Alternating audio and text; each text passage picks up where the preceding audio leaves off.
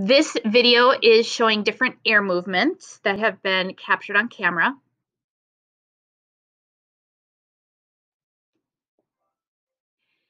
So there are some non-respiratory air movements that we perform.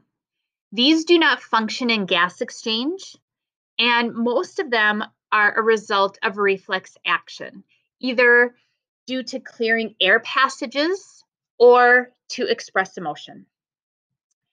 So the cough reflex is a non-respiratory air movement.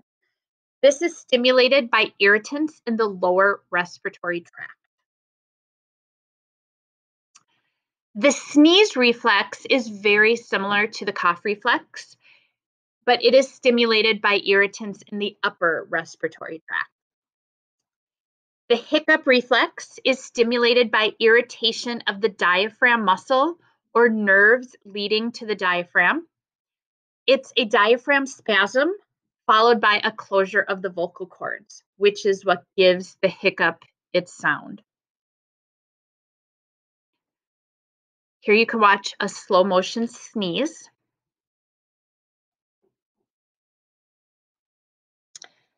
Crying reflex is a diaphragm contraction that triggers inspiration, and then it's followed by many short expirations.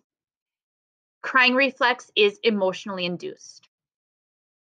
A laughing reflex is very similar to the crying reflex. In terms of the physiology, it's basically the same. The diaphragm is contracting, triggering inspiration, followed by many short expirations. It is also emotionally induced, but for different reasons than crying.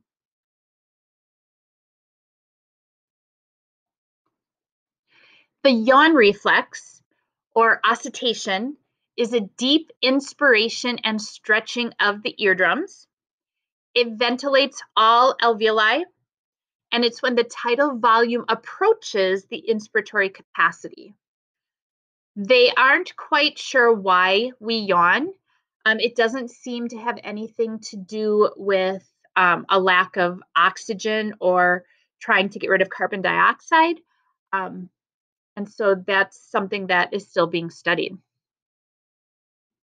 And then the burp reflex, eructation, is stimulated by excessive gastric air. The esophageal valve relaxes, which causes upward air movement. And the sound of a burp is what's produced as air is passing over the vocal cords during this process.